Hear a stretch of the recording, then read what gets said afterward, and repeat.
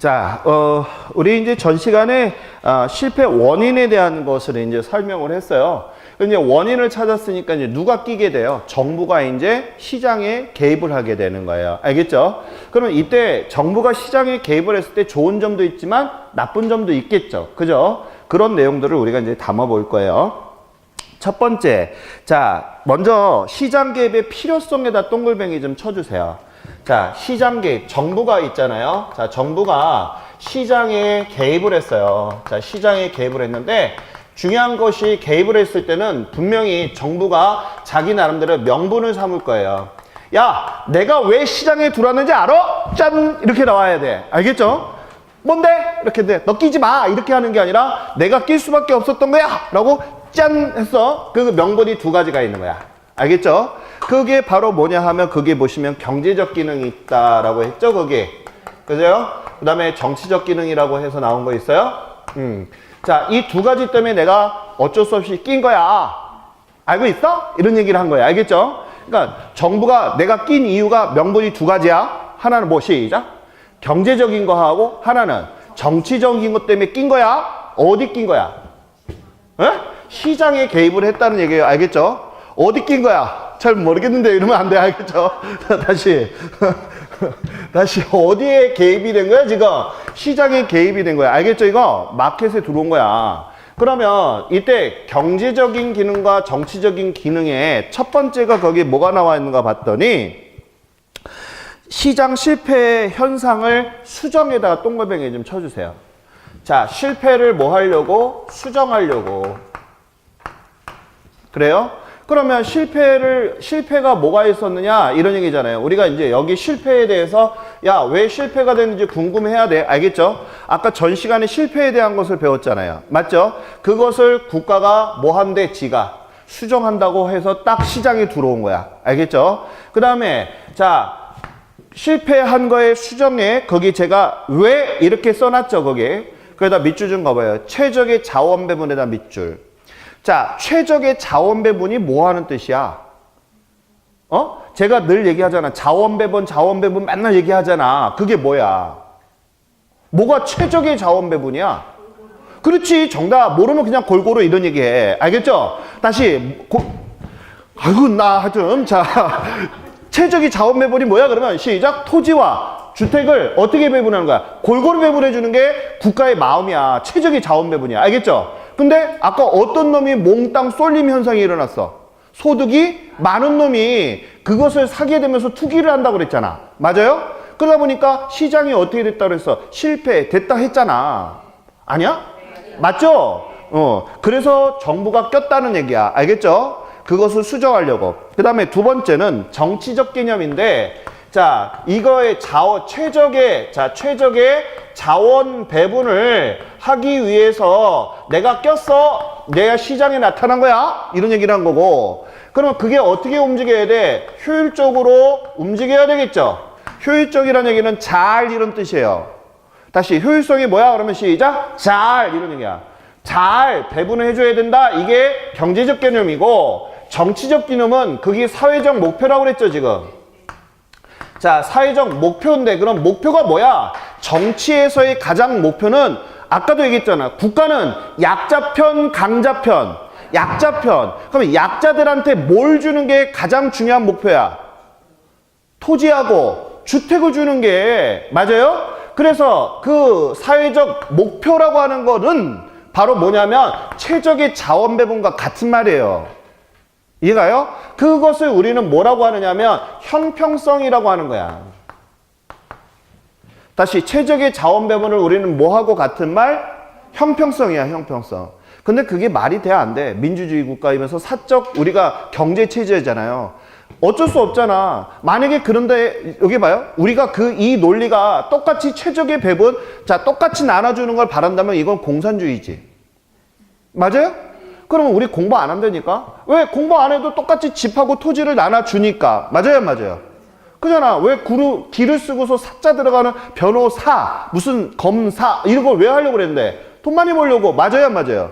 맞죠? 그 사실은 인정해줄 건 인정해주자고. 그러기 때문에 자원 배분이 깨졌다는 얘기예요. 아무튼 이런 논리예요, 지금 이게. 자, 그럼 머릿속에 담을 게 있어. 뭐? 경제적인 거에 대해서 지금 어떻게 한다? 최적의 자원 배분이 가장 중요한 거고, 자, 정치적도 똑같아. 목표는 뭐야? 최적의 자원 배분하는데 말만 바꾼 거야. 무슨 성? 형평성은 무엇을 뜻하는 말이에요? 시작. 최적의 자원 배분이야. 결론은 자원 배분이야. 이해가죠? 우리 부동산 학개론에서 정말 중요한 생각나는 거 두 가지만 되세요라고 하게 되면 뭐야? 시작. 자원 배분. 하나가 거기에 해당이 돼요. 이해가죠?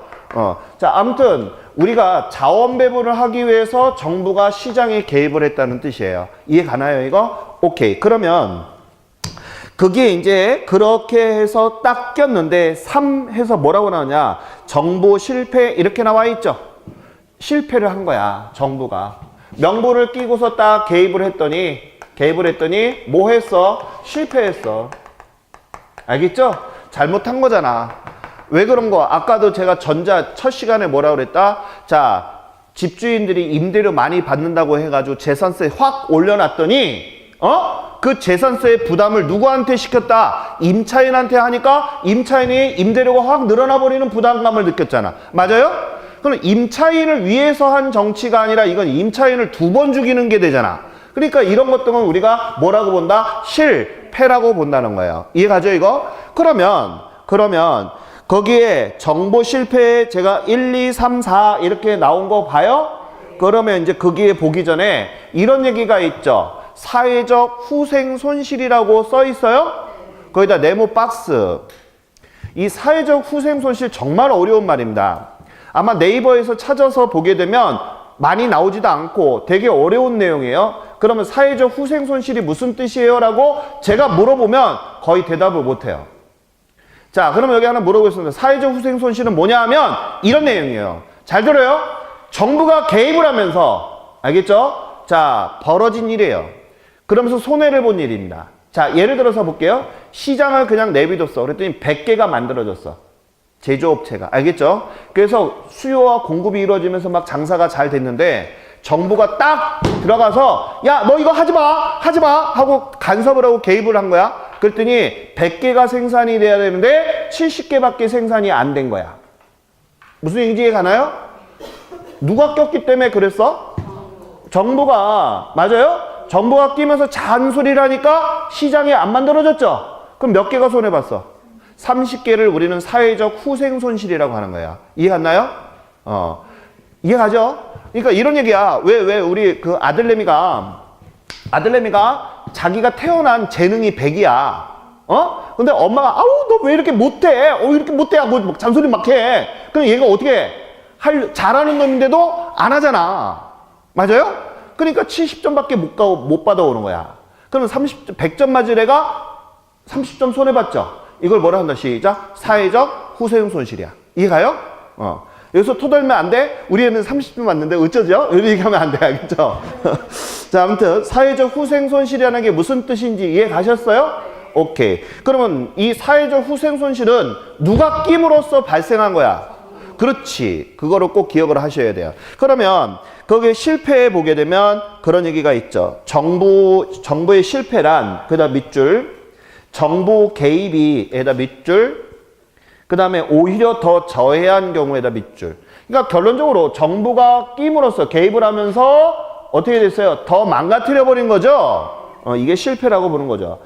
자, 그래서 거기 보게 되면 어떤 경우가 있냐? 아까도 얘기했듯이 정부가 야 하지 마 라고 했겠어? 뭐를 가지고 흔들어댔겠어? 법을 가지고 흔들어댔겠죠? 그러니까 당연히 그 여파가 임차인한테 미치잖아요. 그죠? 이렇게 미친다는 뜻이에요. 그 다음에 2번 개입에다 동글뱅이. 개입 동글뱅이 했어요? 그러면 여기서 이 개입이라고 하는 것이 들어가면서 거기다 밑줄 한계 뭐라고 나와 있다? 편익과 한계 비용이라는 말이 나와 있죠. 요것도 잠깐 우리가 들어야 돼. 자, 여기 봐요. 한계 편익 이 경제 용어거든요. 한계 편익과 한계 비용. 우리 앞으로 기본서 읽으면 막 이런 단어들에 대해서 탁탁 막히잖아요. 용어 알아야 돼. 알겠죠? 그럼 한계 편익과 한계 비용은 무슨 얘기냐면 쉽게 이런 얘기야. 1+1. 우리 왜 편의점 가게 되거나 뭐 하게 되면 하나 사면 하나 더 이런 얘기 기억하시죠? 이거랑 같은 개념이야. 즉 내가 하나의 수익을 얻으려면 하나를 해야지만 수익을 얻는 거죠. 더불어 얻는 거. 또 비용도 마찬가지. 그래서 그 뒤에 보면 제가 프린트 해놨을 거예요. 한 개 편익은 어떤 행위를 하나 더 할 경우 추가적으로 얻는 편익이고, 보이세요? 찾았어요? 그 다음 비용은 반대로 똑같이 하나 더 드는 비용이다 이런 얘기죠? 그러니까 즉 1 플러스 1이다 이런 얘기예요. 하나 더 드는 이익과 하나 더 드는 비용. 알겠죠? 하나를 하게 되면 하나를 더 얻는 거야. 그러니까 이런 얘기죠. 내가 예를 들어서 뭐가 있지? 뭘 해야 되지? 내가 하나를 뭐 샀는데 하나를 더 얻는 그런 거. 또 예를 들어 집에서 이런 거 있죠. 집에 딱 들어갔을 때 막 신나네. 근데 방 청소를 딱 했는데 기분이 뭐해? 좋아. 그런 것들. 알겠죠? 아무튼 난 뭐 이렇게 설명을 해도 그런 것만 하냐? 아무튼 자, 그래서 그런 것들을 우리가 알아야 된다. 그 다음에 거기 보면 세 번째는 정부 개입이 그 정당성을 인정받기 위해서는 이런 얘기 나와 있죠. 그러면 내가 정부 실패가 아니라는 얘기는 개입하기 전보다 더 망가지면 안 되겠죠? 그잖아. 개입 전보다 망가지면 실패잖아. 그죠? 그러면 안 된다. 이런 얘기고. 실패 원인에다가 네 번째, 실패 원인에다 동글뱅이. 자, 실패 원인은 왜 그런 거냐면 정부가 강력한 법을 앞세워가지고 막 흔들어댔기 때문에 그런 거야. 그래서 제약이라든지 막 이런 게 많으면 당연히 실패를 많이 하겠죠. 그죠? 그래서 심사숙고하고 해야 된다는 뜻입니다. 외울 필요는 없어요. 알겠죠? 자, 그러면 거기 이제 정말 중요한 것은 그 네 번째 시장 개입의 방법이라고 나온 거 있어요? 없어요? 찾았어요? 거기? 시장 개입의 방법 네 번째 찾았나요? 거기다 별표 3개. 시험에 정말 많이 나오고요. 요번에도 나올 것 같아요. 그냥 주는 문제예요. 이거는. 알겠죠? 그렇기 때문에 이거는 맞춰야 돼. 자, 그런데 이런 문제가 시험에 나오게 되는데요. 틀리고 나오면 정말 안 돼. 알겠죠? 자, 다시 네 번째 보면 시장 뭐라고 그랬어요? 개입의 방법이라고 그랬죠? 자, 이거는 기출문제 제가 풀 때도 설명을 하겠지만 정말 시험에 많이 나오는 거고요. 시험 문제 주는 문제예요. 그래서 이번 시험에 출제가 될 것 같아요. 알겠죠? 그래서 제가 앞으로 기본 과정 할 때도 계속 별표 3개 치면서 자꾸 보라고 할 거예요. 그 정도로 중요한 거예요. 알겠죠? 자, 그러면 개입하는 방법이다라고 했는데 개입하는 방법이 뭐야? 어디 낀다는 거야? 정부가 시장으로 들어온다는 거야. 어디에? 수요와 공급이 존재하는. 알겠죠? 다시 정부가 어디로 들어온다는 거야? 시작. 시장으로. 그러면 시장이 어디야? 시작. 수요와 공급. 그럼 수요와 공급이 뭐 하는 거야? 사는 것과 파는 것이 존재하는 곳. 맞아요?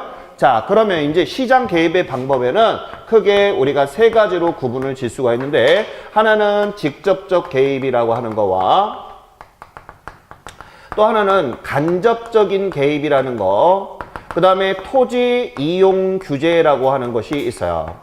그런데 제가 프린트 그 작업을 잘못했기 때문에 좀 수정 좀 들어갈 거예요. 알겠죠? 자, 그러면 여기 잠깐만 봐요. 직접적 개입이라는 것부터 잠깐 설명 좀 들어갈게요. 정말 중요한 거예요. 직접적 개입은 정부가, 자, 여기 봐요. 여기 봐요. 잠깐 멈추고 여기 봐야 돼. 쓰지 말고. 자, 쓰지 마세요. 정부를 우리는 뭐라고 표현하냐면 공적 주체다라고 얘기를 해요. 다시 정부를 뭐라 한다고요? 시작. 공적 주체야. 그러니까 정부가 있잖아요. 시장으로 들어온 거야. 알겠어요? 자, 그러면 시장이라고 하는 것은 우리가 마켓이다 이런 얘기를 하잖아요. 시장에 뭘로 들어왔냐면 수요자도 될 수도 있고 공급자. 아까 제가 시장은 뭐라 했어요? 수요와 공급이 존재하는 곳이라고 그랬잖아요. 그래서 정부가 직접 수요자가 되기도 하고 또 뭐도 되기도 한다? 공급자가 되기도 하는 거야. 직접. 알겠어요? 다시 누가? 정부가 직접. 알겠죠? 직접. 알겠어요? 자, 직접 뭐하고 뭐라 한다고요? 시작. 수요와 공급에 자, 영향을 미치는 것을 우리는 뭐라고 한다? 시작. 직접적 개입이다. 거기에 대표적인 거 제가 하나만 제가 적어놨죠? 뭐 있어요, 거기? 거기 제가 택지 공급이라고 해서 적어놓은 거 보이세요? 택지 공급이란 얘기는 토지를 공급하는 거잖아.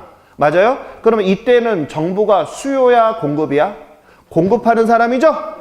그잖아. 택지를 공급하는 거니까. 맞아요? 그럼 요거 하나 있는데, 자, 여기다 좀 적어주세요. 거기다가. 알겠죠? 자, 어떤 게 있냐면 공공 토지를 비축. 자, 비축이라는 얘기는 뭐냐 하면 쌓아두는 것을 비축이라고 하는 거잖아요. 맞아요? 그래서 나라가 땅을 미리 사놓는 거야.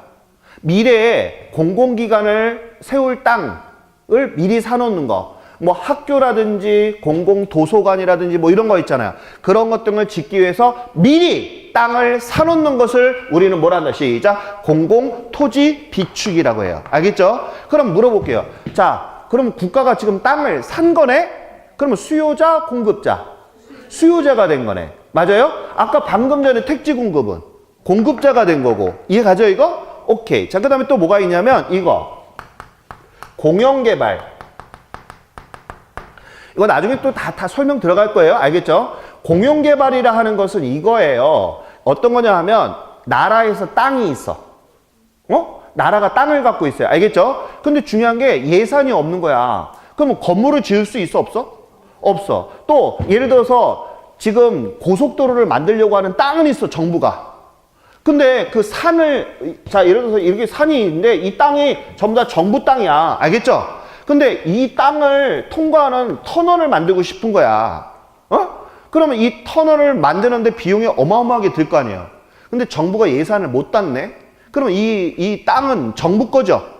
근데 이 공사를 뭐라 하냐면, 야, 니네들 건설회사야, 네가 이거 공사하고 당분간 니네들 사용료 받고 사용 다 받으면, 자, 이거 정부 거다. 소유권은 누구 거? 정부 거. 그래서 공사는 니네가 좀 해줘. 니네 돈으로. 이걸 뭐라 한다? 공영개발. 공영개발이 무슨 얘기인지 이해가요? 그래서 우리 톨게이트 비용 받잖아. 고속도로 할 때. 이거 외주 주죠? 건설업체한테. 이런 걸 공영개발이라 하는 거야. 이해가나요, 이거? 그러면 자, 지금 공영개발이라고 하는 것은 개발이라는 얘기는 공급하는 거야? 수요하는 거야? 사는 거야? 아니면 이거를 자, 건축을 해서 지금 사람들한테 이 도로를 이용을 하게끔 만들어주는 행위라는 거잖아. 그럼 공용개발이라 하는 것은 공급이야, 수요야? 공급이지, 공급. 응? 맞아요? 공급하는 행위. 그 다음에 또 뭐가 있냐 하면, 또 이거. 공공임대주택. 주택을 분양하는 거. 분양이나 건설하는 거. 자, 이거는 공급이야, 수요야? 공급이지. 자, 이처럼 직접적 개입은 누가 정부가 직접 어디에 나타나서 시장에 나타나서 수요자와 공급자가 되는 것을 우리는 뭐라고 한다? 시작. 직접적 개입이란다. 이해 가셨어요? 오케이. 그러면 이제 간접적 개입에 대해서 잠깐 좀 봐요. 자, 우리 간접적 개입의 프린트를 잠깐만 보시면 제가 첫 줄에 조세에서부터 이렇게 나가고 있고요. 맞아요? 그 다음에 그 밑에 줄은 취득세라고 써 있죠? 있어요? 그럼 이 두 개를 묶어주세요, 이렇게. 이렇게. 묶었어요? 묶어서 이게 간접이야. 알겠죠? 그러면 토지 이용 규정은 없네? 그죠? 요건 내가 써드릴게요. 알겠죠? 다시. 이 두 개는 뭐라고 그랬다? 간접에 이거 묶음 표시하세요. 프린트에. 그러면 여기 보면 그런 얘기가 있죠. 조세, 금융, 보조금, 부담금 이런 얘기 있고 취득세, 종합부동산세, DTI, LTV 뭐 이런 얘기 나와 있죠. 그 다음에 뭐 금리 인상이라든지 여러 가지 있죠. 이런 것 등은 정부가 어떻게 한다? 수요 공급 시장에 나타나지 않았지만 알겠죠? 간접적으로 영향을 미치는 거죠. 맞아요? 그래서 이런 것들을 우리가 간접적 영향이라고 해요. 아까 직접적인 것은 어땠어? 자기가 수요와 공급을 직접 나타났잖아. 근데 이런 것들은 그 시장을 유지하면서 간접적인 정책이나 이런 거를 주는 거죠. 맞아요, 맞아요. 맞죠? 이런 것들을 우리가 간접적 개입이다. 그래서 보통 이 학개론 가리키는 교수님들이 뭐라고 얘기를 하냐면 이런 얘기를 해. 보, 조, 금 이렇게 나오게 되면 간접적입니다. 이런 얘기를 하거든요, 보통. 그래서 보조금 뭐야? 보조금 보게 되면 뭐가 있어? 부담금, 보조금, 조세 이런 얘기 나오죠? 부담금, 보조금, 조세, 부담금 이렇게 해서 보조금 나오면 뭐라고 한다? 간접적 이렇게도 얘기를 한단 말이에요. 아무튼 이 간접적이라고 하는 것은 조세, 취득세, DTI 뭐 이렇게 나오게 되면 전부 다 뭐라 한다고요? 간접적. 이해 갔나요 이거? 오케이. 그러면 토지 이용 규제는 뭐예요? 이걸 좀 알아야 돼. 그러면 거기다 좀 써놓으세요. 알겠죠? 토지 이용 규제는 뭐냐? 특정 토지에, 알겠죠? 특정 토지에 이용을 제한하는 행위. 특정 토지의 이용을 제한하는 행위를 우리가 토지 이용 규제라고 해요. 그러면 특정 토지를 제한할 때는 국가는 강력한 뭐를 앞세워서 법을 앞세워 가지고 규제를 한단 말이야. 야, 하지 마! 이런 얘기를 한단 말이야. 그 법이 여러분들이 알고 있는 공법에서 한번 배웠을 거예요. 국토의 계획 및 뭐라고 그랬다? 이용에 관한 뭐예요? 법률. 들어봤어요? 지금 배우셨죠? 지금? 배우고 계시죠? 강력한 법을 앞세워 가지고 이걸 하고 있단 말이에요. 그래서 이 토지 이용 규제의 첫 번째 사례를 보게 되면 어떤 게 있느냐 하면 용도지구 지구제라고 하는 거 들어보셨죠? 그래서 왜 주택가에다가는 공장을 세울 수 있어 없어? 없어. 미관에 해치잖아. 주택가라고 하는 것은 쾌적성을 요구하는 건데 거기다 막 매연이 막 잔뜩 올라가게 되면 사람 못 살잖아. 그럼 그런 공장을 주택가에서 마음대로 세울 수가 없게 해야지. 누가? 국가가 무엇을 통하여? 법을 통하여. 그래서 우리 선생님들이 공법 배우는 거야. 그래서 공법에서 뭐 나와 있다? 시작. 국토의 계획 및 이용에 관한 법률을 배우는 거예요. 그 경관지구, 미관지구 들어보셨죠? 그거 배우는 거야. 알겠죠? 그래서 용도지구 지구제라는 거와 두 번째는 어떤 게 있냐 하면 개발권 양도제라는 게 있어요. 개발권 양도제. 즉 TDR이라고 하는 거 나중에 배울 건데요. 이거는 우리나라에선 존재하지 않아요. 알겠죠? 이게 뭐냐면 이런 얘기예요. 개발 제한 구역에서는 건물을 질 수 없잖아요. 그러면 내가 예를 들어서 3층까지 올릴 수 있는 그런 권리를 나는 써먹지 못했잖아. 맞아요? 그래서 도심에 있는 사람한테 그 권리를 판매하는 거예요. 내가 쓰지 못했던, 고층을 못 올렸던 그런 권리를 판매하는 건데 우리나라에서는 해당이 없어요. 이론상이에요. 근데 이론도 시험에 잘 나오니까 요건 나중에 설명 들어갈 거예요. 알겠죠? 자, 그 다음에 또 뭐가 있을까 하면 개발 허가제. 우리나라에서 마음대로 우리가 뭐 건축행위나 못 하잖아요. 허가 받고 하는 거 알고 있죠? 그런 거. 네 번째는 개발 제한 구역을 설정한다거나 하는 거. 이 개발 제한 구역은 막 무분별하게 개발이 되는 걸 막기 위해서 뭐 자연보호라든지 이런 거 뭐 여러 가지 차원에서 개발 제한 구역을 설정하죠. 이런 것들을 우리가 토지 이용 규제라고 해요. 알겠죠? 그래서 시험에서는 여태까지 어떻게 했냐면 이렇게 기출 사례가 있었어요. 직접적 개입과 간접적 개입을 섞어놓고 자 옳지 않은 것 또는 직접적 개입만 골라내세요. 이런 것들 있잖아요. 이런 게 시험 문제로 나왔어요. 그렇기 때문에 이건 다 알아야 돼요. 이해가 가나요? 그래서 요 내용은 제가 별표 몇 개 쳤어요? 3개 쳤어요. 아주 중요한 거예요. 자, 요렇게 좀 알아두셨으면 좋겠다는 거 좀 적어주셨으면 좋겠어요. 적을 수 있겠죠? 자, 그 다음에 이제 외부 효과예요. 오늘 이제 외부 효과까지 나가면 딱 시간이 될 것 같은데 시간이 조금 오늘 좀 오바돼도 양해 좀 해주세요. 아주 중요한 거니까. 알겠죠? 네. 죽일 놈이에요, 맨날. 자, 그러면 거기 잠깐 볼게요. 외부 효과를 잠깐만 보시면 자, 제가 엑기스만 모아놓은 거는 이건 꼭 머릿속에 담아야 되는 거야. 자, 거기 뭐라고 했냐면 제3자에게 의도하지 않고 이익이나 손해를 보상받지도 지불하지도 않은 상태라고 나온 거 있어요? 정말 중요해. 다시 누구에게? 제3자에게 의도하지 않고 이익이나 손해를 보상받지도 지불하지도 않은 상태를 우리는 무슨 효과를 한다? 외부 효과. 아주 중요한 말이에요. 그 원본이 그거 밑에 있는 말이에요. 어떤 경제활동과 관련하여 그다 밑줄 시장의 메커니즘을 통하지 않고에다 밑줄. 그러면 여기서 메커니즘이라는 용어가 또 탁 막히죠. 메커니즘은 원리를 얘기하는 거예요. 다시 메커니즘은 뭐라고요? 원리. 그럼 무슨 원리야? 시장 원리를 얘기하는 거예요. 다시 시장 원리를 시장의 메커니즘이라고 얘기를 해요. 그럼 시장 원리는 또 뭐예요? 라고 하면 수요와 공급을 얘기하는 거예요. 다시 한번. 자, 시장 원리를 뭐라 한다고요? 시장의 메커니즘이라고 얘기를 해요. 그러면 시장 원리를 뭐라고 한다? 시작. 수요와 공급이라 하는 거예요. 어때요? 이렇게 용어를 타고 들어가서 내 걸로 만들어야 돼. 알겠죠? 나중에 이제 기본 과정 들어가고 뭐 3, 4월달 이런 얘기 안 해. 알겠죠? 무슨 얘기인지 알죠? 그래서 이런 용어들이 내 거가 돼야 돼. 다시 한번. 시장의 메커니즘이라는 얘기는 시장의 뭐라? 원리다. 시장의 원리는 무엇을 뜻하는 말이다? 시작. 수요와 공급을 얘기한다. 그러면 수요와 공급에 해당하지 아니하고 통하지 않는다 그랬잖아. 즉 시장을 통하지 아니하고 자 제3자에게 의도하지 않은 혜택이나 자 그래서 제3자에다 밑줄 의도하지 않은 혜택이나 이익 손해까지 밑줄 또 가져다 주면서 그에 대한 대가에다 밑줄 받지도 지불하지도 않은 상태 밑줄 이 뜻이에요. 그게 외부 효과라고 하는 거예요. 그러면 왜 이 말에 대해서 선생님이 중요시합니까? 오지선다형이 가장 주요하게 많이 나오는 건 매 회마다 나오는 지문이에요. 꼭 알아야 돼요. 그런데 시험에 이렇게 나와요. 잘 들어요. 말장난 친단 말이에요. 지금 의도했어요? 안 했어요? 의도하지 않았죠? 분명히. 의도하지 않았다고 그랬죠?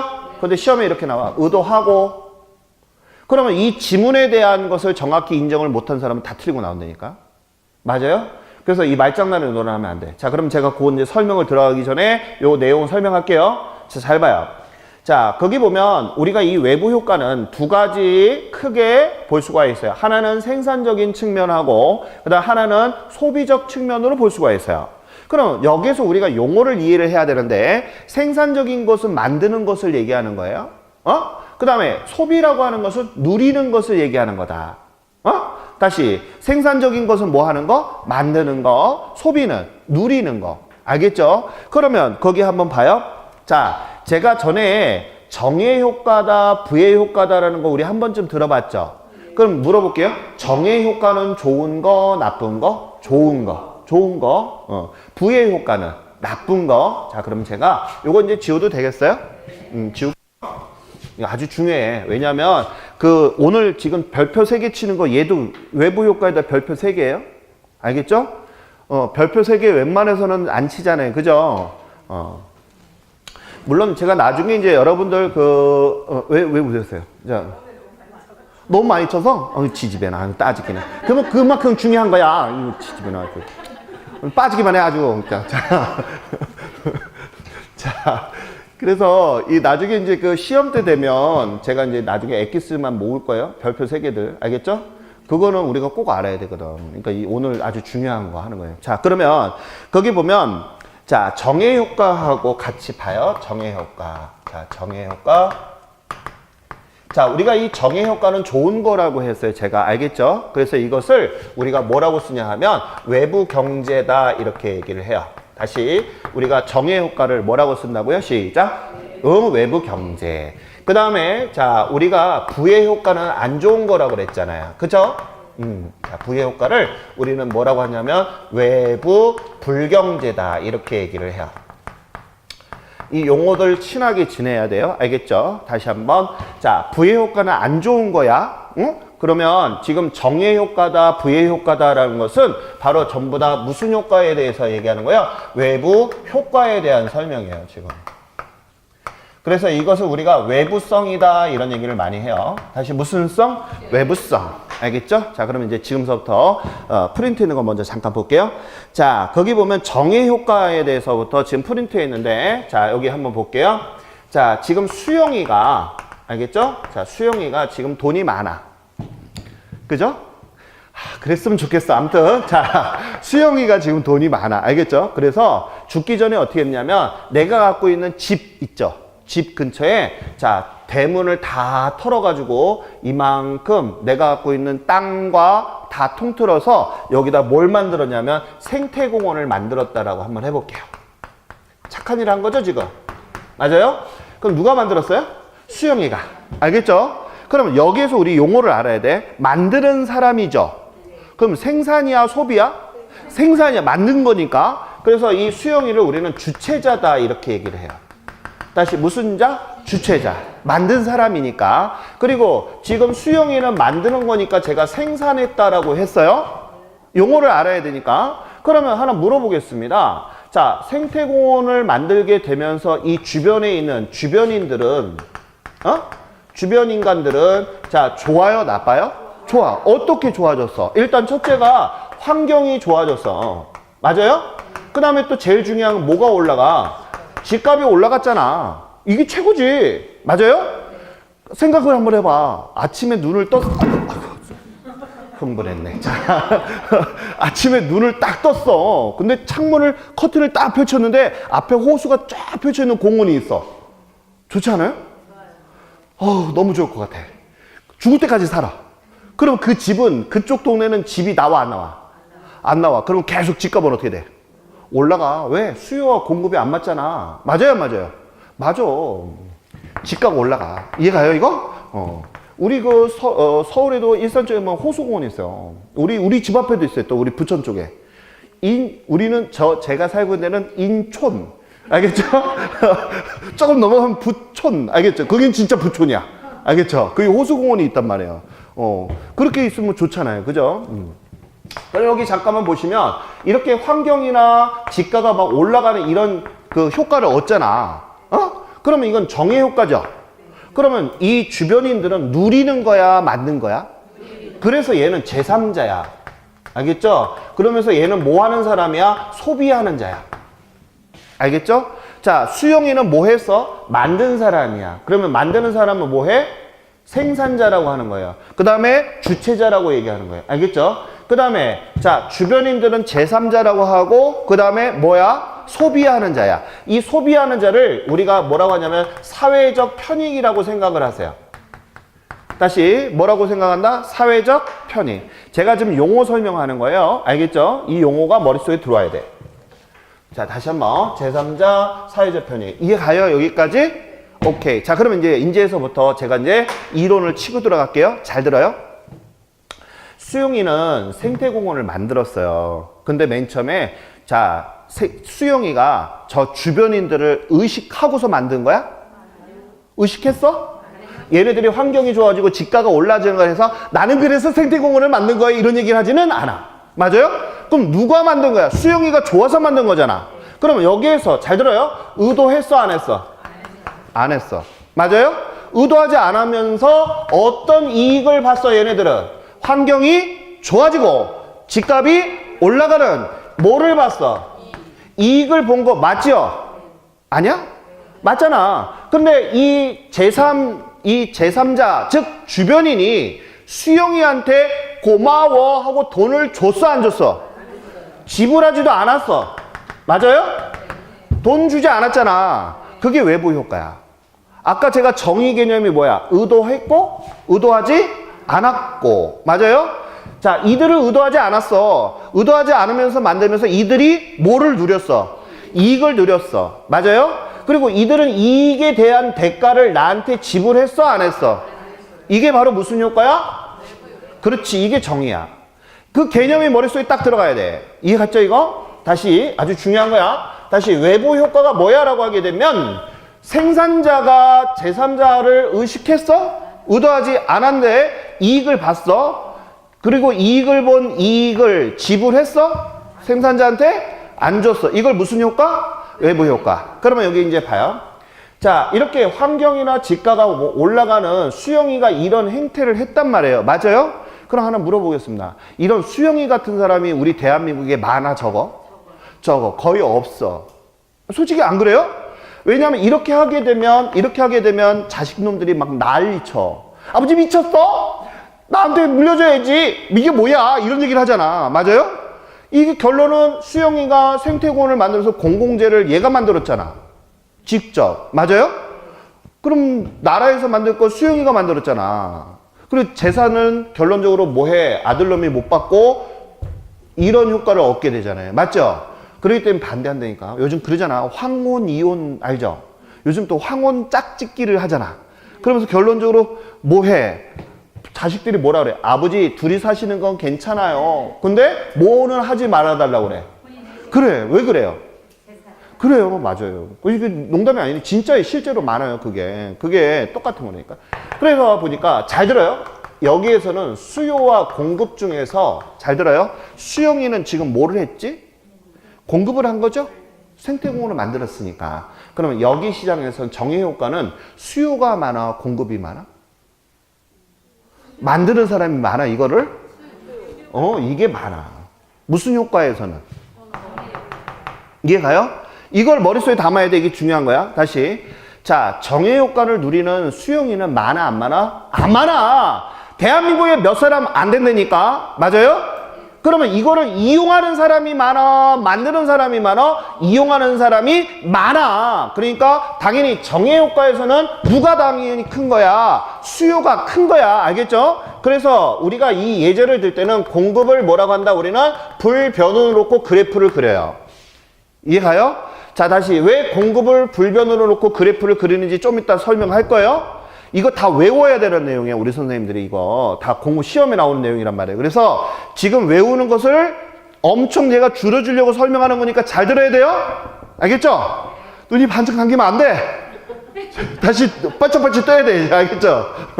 자, 그래서 이 정의 효과에서는 당연히 공급이 뭐야? 불변이야. 왜? 공급이 작으니까. 이해 갔죠? 누리는 사람이 많으니까 수요가 더 큰 거예요. 그러면 자, 이렇게 된 상태다. 그래서 우리가 보게 되면 표 박스를 한번 보세요. 거기 제가 그런 얘기 했죠. 생태 그 박스가 아니라 그 위에 있는 거 생산적인 거와 소비적인 측면을 보게 되면 생태 공원을 만든 사람은 주체자, 주변 주택에 있는 사람은 제3자. 맞아요? 의도하지 않은데도 불구하고 지가가 올라갔죠? 정의 효과. 반대로 왜 부의 효과에 보게 되면 시멘트 공장이 생겼죠? 맞아요? 그럼 물어볼게요. 시멘트 공장이 생긴 것을 우리는 무슨 효과라고 한다? 부의 효과죠. 자, 공장을 여기서 설립을 했어. 응? 그러면 지금 여기 이번에는 수영이 한번 예를 들어볼게요. 알겠죠? 수영이가 기업의 대표야. 그러면서 지 생각만 하고서 공장을 세웠어. 여긴 주택가야. 그러면 물어볼게요. 여기 있는 시멘트 가루가 주택에 날아다니죠? 그러면 물어볼게요. 여기에서는 환경이 어떻게 됐어? 악순환을 겪죠? 맨날 어떻게 돼? 이런 그 시멘트 같은 게 몸에 들어가잖아요? 그럼 변으로 안 나와. 그래서 우리 저희 어렸을 때는 놀 게 없어서 사실은 모래사장에 이렇게 해놓고 두꺼봐, 새집 죽게 하고 모래사장에서 많이 놀았잖아요. 근데 부모가 꼭 하지 말라고 하는 게 있어. 그게 뭔지 알아요? 시멘트 가루 만지지 못하겠어. 시멘트를 손에 닿잖아요. 그러면 피부가 바로 상해. 그래서 거칠어진다고요. 왜 옛날 사람들 보면 막 밖에서 노는 사람 손 막 거칠거칠하죠? 그게 바로 시멘트가 그런 성질이 있기 때문에 위험한 거예요. 규황이나 뭐 이런 게 있기 때문에 석회분 같은 게 있기 때문에 위험한 거예요. 무슨 얘기인지 알겠죠? 그래서 여기 알아두면 환경에 엄청 위험한 게 시멘트예요. 그래서 여기 보시면 환경도 문제이지만 지가가 어떻게 돼? 떨어지죠? 누가 이런 데서 살고 싶어 해. 자고 일어났는데 빨래 했는데 빨래가 시꺼매. 깨끗해요가 아니라 다시 빨아야 되겠네. 뭐 이러게 되면 누가 이런 데서 안 살잖아. 맞아요? 그렇기 때문에 당연히 여기에서는 수요와 공급 중에서 자, 어떤 놈이 더 공급이 더 클 수밖에 없어. 이쪽에서는 당연히 안 살려고 할 거냐, 여기. 그러니까 여기에서는 수요가 뭐 한다? 불변으로 노는 거예요. 야, 누가 이런 데서 살겠냐? 그러니까 수요가 늘어나지 않는 거야. 뭐가 늘어나려고 그래? 공급이 계속 늘어요. 이런 놈들이 많겠지. 맞아요? 자기만 생각하는 기업들이 많이 있을 거 아니야. 맞아요? 맞아요? 맞지요? 이런 형태가 있다. 그래서 이런 것들은 아까도 얘기했듯이 잘 봐요. 수용이는 주체자죠? 만든 사람이니까. 그 다음에 자, 주택가에 있는 주변인은 뭐야? 제3자죠? 맞죠? 그럼 물어볼게요. 제3자는 소비하는 자요? 소비? 자, 물어볼게요. 이 사람들을 의도했어, 안 했어? 얘 신경도 안 쓰고 지 생각대로 만든 거죠, 지금? 그럼 물어볼게요. 자, 이렇게 시멘트 공장을 많이 만들면서 어떤 효과가 있었냐? 자, 이 지역 주민들이 전부 다 환경병에 걸려. 기관지염. 특히 시멘트 공장, 뭐 목재 공장 이런 데 있잖아요. 연탄 공장이 있으면 전부 다 기관지를 유발해. 암으로 한단 말이에요. 후두부염. 알겠죠? 그러다 보면 사회적으로 건강 비용이 많이 들어가죠, 국가가. 그러면 어느 비용이 더 큰 거야? 사회적 편익이 더 어떻게 된다? 더 이런 비용들이 더 발생을 더 할 수밖에 없는 거예요. 무슨 얘기인지 알나요? 그래서 거기 잠깐만 볼게요. 자, 시멘트 공장은 제3자가 주변 주택인데 지가가 하락이 되고 의도하지 않았다고 그랬어요. 그래서 호흡기 질환이라는 것을 부의 효과다. 그럼 소비적 측면 사례를 잠깐만 보면 예를 들어서 학원에서 환경미화를 잘 해놨어. 예를 들어서 여기다 꽃을 이렇게 이쁘장하게 디스플레이를 했단 말이에요. 하게 되면 우리 선생님 수업하면서 내 얼굴을 안 보고 전부 다 꽃을 보면서 아 좋다 하면서 막 이렇게 하잖아. 맞아요? 이렇게 기분 좋아지는 거, 이것을 정의 효과. 그 다음에 부의 효과는 뭐다? 흡연하는 사람이 막 담배 안 피는 사람 얼굴에다가 막 담배 연기를 뿜어대고 그러면 싸대기를 맞겠죠? 아무튼 이렇게 안 좋은 거가 되겠죠. 그죠? 자, 이런 것들은 부의 효과. 그것을 표로 한번 들어가서 시험에 나오는 위주로 설명을 할게요. 잘 봐요. 먼저 정의 효과 개념 나와 있어요? 제가 보기에는 이 개념에서 시험 문제가 나올 것 같아요. 이 개념에 별표 3개 좀 쳐요. 요번 시험에. 근데 이 개념이 어렵기 때문에 제가 좀 이따 설명하고 밑에 생산적인 거, 소비적인 것서부터 쭉 설명 들어가면서 들어갈게요. 알겠죠? 먼저 잘 봐요. 정의 효과. 생산적인 것은 잘 들어요. 수영이가 생태공원 만들었죠. 무슨 비용으로? 공적인 비용으로, 사적인 비용으로? 사비로 자기가 공원을 만드는 거잖아요. 그러면 공적인 비용이 커요? 사적인 비용이 커요? 사적인 비용이 크죠? 그러면 거기 사회적 비용이라고 하는 것은 공적인 비용을 얘기하는 거예요. 거기다 좀 써놔요. 사회적 비용은 무슨 비용을 얘기한다? 공적인 비용. 썼어요? 그러면 사적 비용은 뭐야? 사비죠, 사비. 그러면 여기에서는 이 정의 효과에서는 누가 더 크다는 거야? 공적인 비용보다는 자, 공적 비용보다는 누가 더 크다는 거예요? 사적 비용이 더 큰 것이 정의 효과라고 그랬어요. 알겠죠? 그러면 소비하는 사람들은 당연히 상당히 좋은 효과를 얻었죠, 지금. 맞아요? 개인적으로 지금 수영이가 얻는 것보다도 얘네들이 더 많이 얻었잖아요. 맞아요? 그렇기 때문에 소비하는 측면에서는 공적인 누리는 이익이 더 크더란 얘기예요. 사회적 편익이. 맞아요? 그러면 사회적 편익이라는 얘기는 무슨 뜻이에요? 라고 하게 되면 주변인이 누리는 이익이 더 크다는 얘기예요. 다시 사회적 편익이 뭐라고요? 시작. 주변인이 누리는 이익. 그죠? 수영이가 누리는 것보다 이 주변에 있는 사람이 더 크게 많이 느낄 거 아니에요. 왜요? 수영이는 혼자 느끼지만 주변인은 다수잖아. 더 크게 느끼는 거죠? 이해 가요 지금? 오케이. 자, 그래서 시험에 이렇게 나올 수도 있어요. 자, 사적인 비용이 크고 자, 사회적 편익이 더 큰 경우에 우리는 부의 효과라고 한다. OX, X. 자, 왜 그랬어? 사회적 편익이 큰 것은 뭐야? 정의 효과지. 지금 내가 정의 효과 설명했잖아. 다시 한번 사적인 비용이 크고 사회적 편익을 자, 더 큰 경우에는 알겠죠? 더 큰 경우에는 정의 효과를 한다. 맞아요? 이렇게 되는 거야. 이런 것들이 시험 문제로 나와서 틀리고 나오는 거예요. 또 부의 효과는 반대로 자, 시멘트 공장을 생긴 것보다는 이게 더 나라에서 이 사람들 치료하고 하는 건강 비용들이 더 많이 들어가잖아.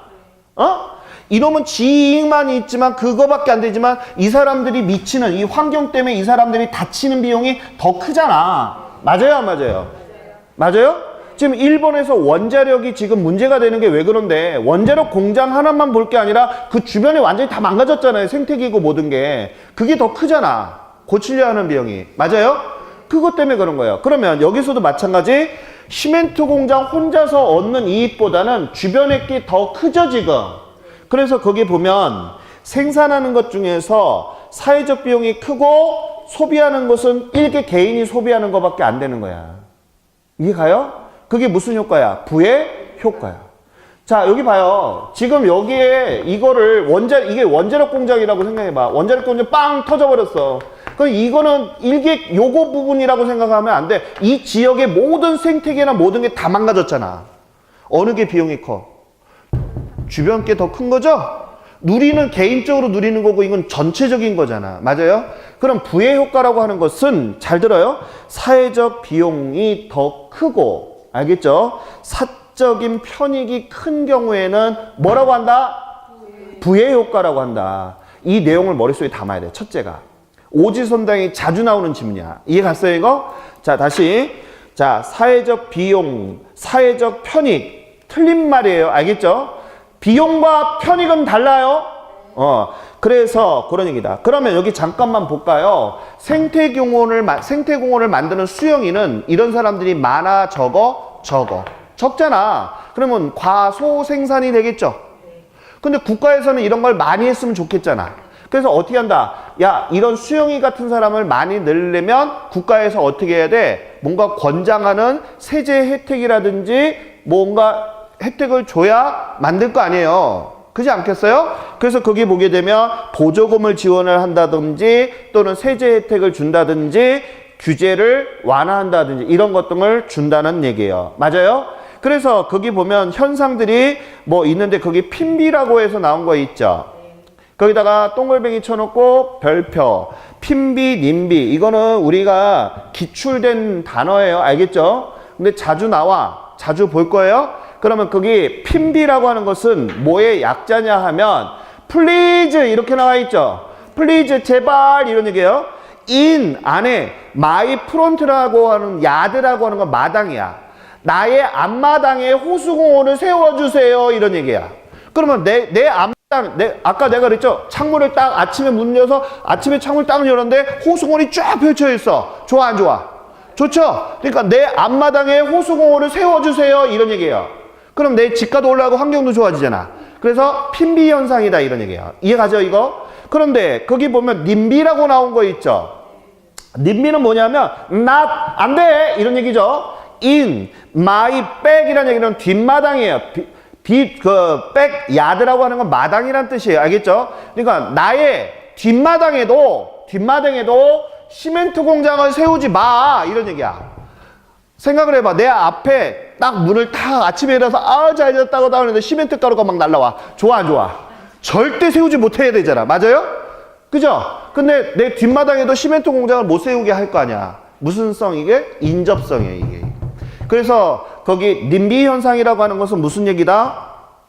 내 뒷마당에도조차도 세우지 마라. 앞마당은 당연한 거고 뒷마당조차도 부의 효과가 나오는 것을 세우지 마라. 이게 님비 현상이라는 뜻이에요. 이해가요 이거? 그러면 여기 봐요. 자, 여기까지는 시험 출제자가 당연하게 알고 있다라고 생각하는 거야. 당연하게. 그러면 이거를 모르게 되면 이것도 모르게 되면 이건 자격이 없는 거죠. 그죠? 그럼 내가 출제자라면 이번 시험은 이런 게 나올 것 같아요. 자, 이게 출제가 될 거다. 그래서 여기 잘 봐요. 지금 여기 설명을 한번 해볼게요. 그래프를 여기다 그려볼까? 자, 여기다 그려볼게요. 자, 정의 효과.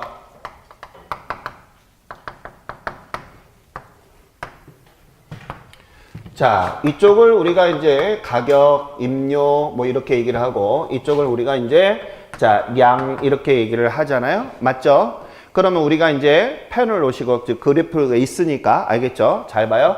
정의 효과에 관련된 것을 잠깐 보겠습니다. 자, 우리가 이것을 공급, 그 다음에 이것을 우리는 뭐라고 한다? 수요. 맞아요? 그러면 우리가 앞전에 경제론 시간에 수요와 공급의 논리를 배웠어요. 맞아요? 그러면 하나 보겠습니다. 이런 정의 효과에서는 수용이 같은 사람이 많이 없어. 맞아요? 그래서 공급 자체는 없기 때문에 공급 자체를 우리는 뭐라고 잡는다? 불변이라고 잡는 거예요. 불변이란 얘기는 무슨 얘기냐면 공급 자체가 없다라고 본다는 거예요. 거의 드물잖아요, 사실. 그러면 중요한 것은 이렇게 공급 자체가 없지만 누리고 싶어 하는 사람은 많아, 적어? 많아. 그럼 여기 잠깐만 봐요. 이 곡선은 공급 곡선인 거 맞죠? 그럼 얘는 거의 없으니까 하나밖에 없어요? 그럼 뭐가 늘어나냐면 공급은 고정인 상태에서 이 호수공원 주변에서 살고 싶은 사람이 많아, 적어? 많아. 그러면 수요가 증가돼요? 감소돼요? 증가돼. 그럼 우리가 경제론에서 배울 때 증가되는 것은 오른쪽, 왼쪽. 오른쪽으로 하는 거 우리 배웠어요? 곡선 자체 이동을 하는 거 우리 배웠죠? 자, 그래서 이쪽으로 가. 그러면 여기는 D1, 여기는 D2 이렇게 됐다고 볼게요. 그럼 이제 저랑 같이 배웠던 거 제가 한번 끄집어낼게요. 자, 잘 봐요. 이건 처음에 있는 거.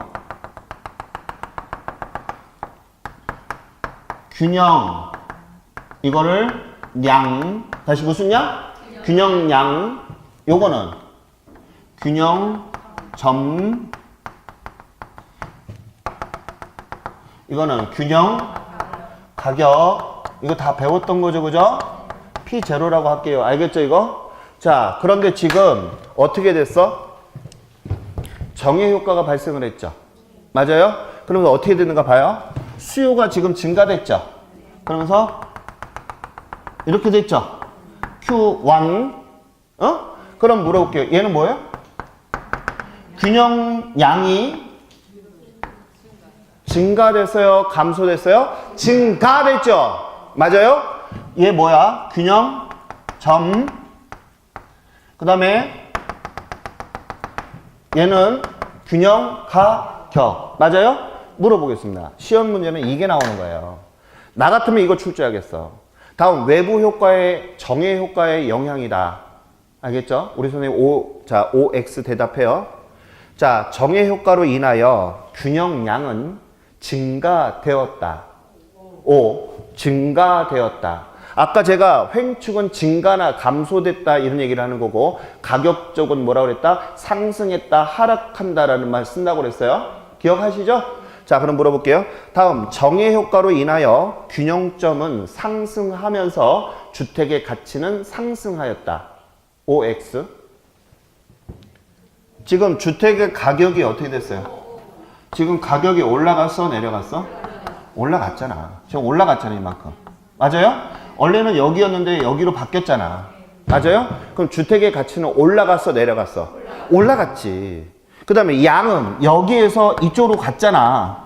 그러면 증가해서 감소했어? 증가했어. 이게 시험 문제로 나오는 거예요. 당연히 이거를 이런 영향이고 이런 얘기 나오면 당연히 쉽게 나온 거야. 근데 왜 가끔가다 시험 문제 어렵게 나오는 경우 있어, 없어? 그럴 때는 이걸로 시험 문제를 낸다니까.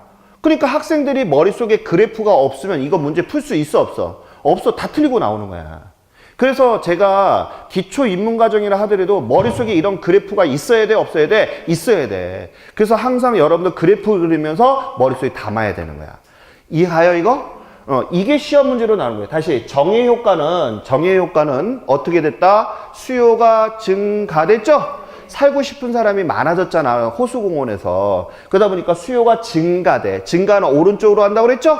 그랬을 때 균형량이 어떻게 됐어? 증가됐고, 가격이 어떻게 됐어? 우리가 상승했잖아. 맞아요, 이거? 주택가치나 가격이 상승했어요? 그럼 우리 부의 효과는 어떻게 되는가 한번 여기다 한번 그려보고서 들어갈게요. 자, 부의 효과. 자, 여기 한번 볼까요? 자, P. 자, 량. 됐죠? 자, 한번 볼게요. 수요와 먼저 공급. 그 다음에 얘는 수요. 그죠? D. 이렇게 먼저 그려놓으란 말이에요. 자, 우리가 배운 대로 해요. 자, 딱 요 점을 뭐라 한다? 시작. 균형. 점. 맞아요? Q0. 그 다음에 여기는 균형. 가격. 자, 이거 P0라고 쓸게요. 알겠죠? 이거는 알잖아요. 그죠? 자, 그러면 이거는 균형, 양. 그럼 물어보겠습니다. 아까 제가 부의 효과에서는 자, 어떻게 된다고 그랬었냐 하면 뭐가 불변이에요? 수요가 불변이죠? 왜 불변이 됐어요? 이런 데서는 살고 싶지 않으니까. 그러면 수요가 불변인 상태는 얘는 내비두라는 얘기잖아. 그럼 물어볼게요. 이런 동네에서 살고 있는 사람은 어떨 것 같아요? 주택을 계속 늘려야 되겠어요? 이런 시멘트 공장에? 자, 이 공급 곡선이 어떻게 될까? 줄까요? 늘까요? 줄어요. 왜요? 첫째, 자, 이런 데다가 주택을 갖다가 뭐해? 공급을 할까요? 안 할까요? 공급을 안 하죠. 한번 생각을 한번 해봐요. 자, 시멘트 공장 옆에 아파트 분양하게 되면 우리 선생님들 분양 들어가겠어요? 안 들어가잖아. 맞죠? 이해 가요? 그러니까 주택 공급량이 적어지는 거예요. 알겠죠? 감소되겠죠? 자, 그 다음에 또 하나는 시멘트 생산량이에요. 이 두 가지의 영향이 있어요. 알겠죠? 자, 이건 좀 이따 보고 이거 먼저 봐요. 자, 다시 이거 무슨 양? 시작. 균형량. 얘는 균형점. 얘는 균형 가격이에요. 알겠죠? 그러면 이 상태에서는 공급이 줄겠어요? 늘겠어요? 주택이 늘어나겠어요? 이런 동네에서? 줄겠죠. 사려는 사람은 당연히 없을 것이고, 알겠죠? 줄겠죠. 그러면 아까 증가되는 것은 오른쪽이고 감소되는 것은 왼쪽이라 그랬잖아. 어? 그러면 공급 곡선이 어디로 가는 거야? 이렇게 가네? 맞아요? 자, S1. 그러면 여기 한번 봐요. 자, 이제 또 질문. 이렇게 되는 거죠? 양은 어떻게 됐어? 양은 줄었죠? 그러면 주택의 공급량은 뭐하고? 감소되고 증가되고 감소되고 맞아요? 그 다음에 자 여기 균형점이죠? 여기는 균형 가격이죠? 주택의 가격은 어떻게 됐지? 상승했어. 여기서 질문. 선생님 이렇게 부의 효과를 내는데 살기도 안 좋은데 왜 주택 가격이 상승했을까요? 시험 문제 이렇게 나와. 왜 상승했을까? 어? 정답! 우리는 딴 거 필요 없어. 수요와 공급을 왜 배웠어? 공급이, 자, 양이 적으면 가격은 올라가. 이것을 묻는 거야, 시험에서는. 근데 엉뚱한 생각은, 야, 왜 이렇게 살기도 힘든데, 왜 이렇게 가격이 올라가지? 나 미치고 환장하는데 이해가 안 가. 막 이렇게 하고 막 죽으려고 그런 거야. 막 벽을 막 긁고 막 머리부터 한 조목씩 뽑아. 그러면 안 돼, 알겠죠, 이거? 왜 그런 거야? 왜 그런 거야? 왜? 공급, 양이 뭐 한 거야? 줄어들지? 그러면 공급 양이 줄어들면 희귀해, 아니게? 희귀해. 그러면 가격은 어떻게 돼? 올라가. 이거를 시멘트를 한번 해볼게요. 자, 시멘트를 많이 생산하니까 국가에서 야 임마 적게 만들어 임마 이 동네 사람 다 죽겠어. 그러면 시멘트 생산을 제재하게 되면 시멘트 가격이 어떻게 돼? 올라가죠? 자, 생산량이 떨어지면 생산량이 저하가 되면 시멘트는 가격이 왜 올라가? 희귀하니까. 그러면 물어볼게요. 자, 이렇게 나와. 시험에 이렇게 나왔어요. 자, 시멘트 생산을 규제하였다. 알겠죠? 건축 가격은 건설 비용은 어떻게 될까? 상승한다. 왜?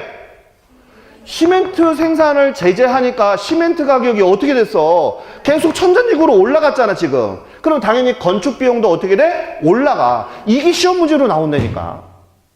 그런데 이것을 외워서 푸는 사람은 이거 논리를 이해를 못해.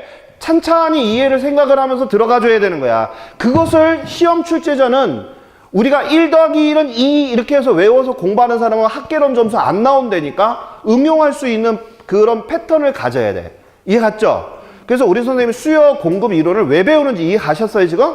자, 다시 한번 요거 봐요. 자, 부의 효과에서 양이 어떻게 됐어 지금?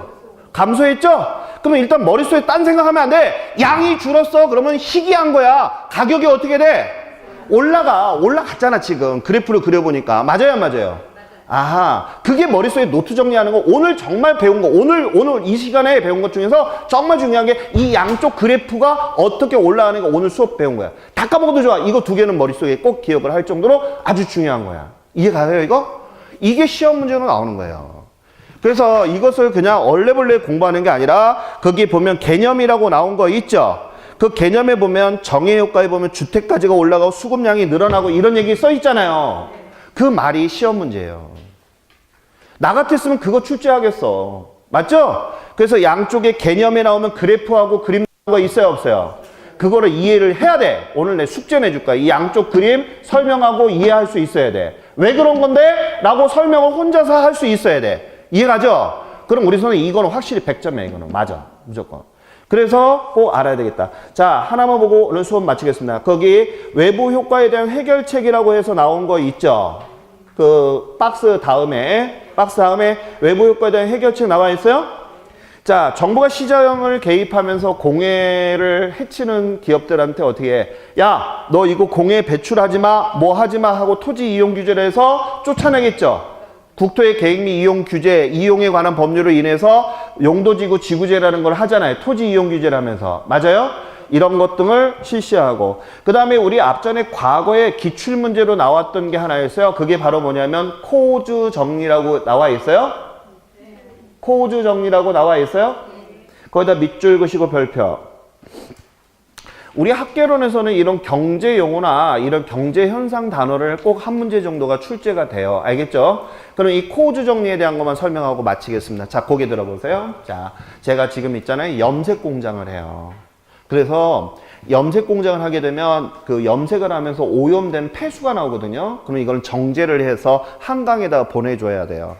근데 이 정제의 길을 돌리는데 어마어마하게 비용이 많이 나요.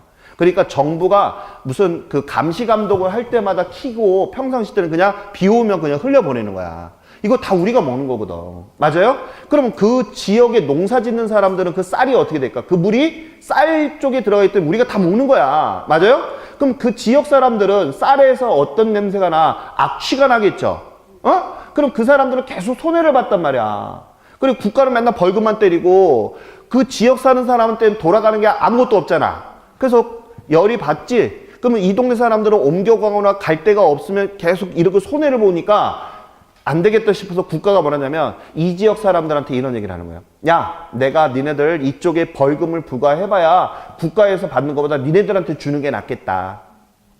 그래서 니네들이 감시 감독하고 폐수하게 되면 사진 찍고 손해배상 청구해. 그리고 그런 그 폐해가 있는 거를 국가에서 지원해 줄게. 법적으로 지원해 준다거나 이걸 해주고 손해배상 청구해서 니네들한테 1억이 나오면 지역 주민들한테 내가 나눠줄게. 대신 관리 감독을 니네들이 해줘. 국가가 하는 게 아니라 누가 해야 한다? 지역 주민들이 하는 거예요. 그런 권리를 주는 거, 이것을 우리는 뭐라고 한다? 시작! 코주 정리예요. 이해 가요, 이거? 오케이. 자, 오늘 여기까지 했고요. 다음 시간에는, 다음이 아니라 우리 다음에는요, 우리 기초 인문과정 여기까지 끝낼게요. 알겠죠? 하시고 다음 1, 2월 달에는요. 1, 2월 달에는 기본서로 들어가고 프린트도 같이 나가요. 알겠죠? 그래서 아마 1, 2월 달에는 부동산 개발까지 나갈 거예요. 그래서 나오는데 꼭 부탁드리고 싶은 게 빠지지 마시고 이 프린트 절대 버리면 안 돼요. 알겠죠? 아무튼 아무쪼록 즐거운 성탄하고요. 새해 복 많이 받으세요. 새해 복 많이 받으세요. 예. 수고하셨습니다.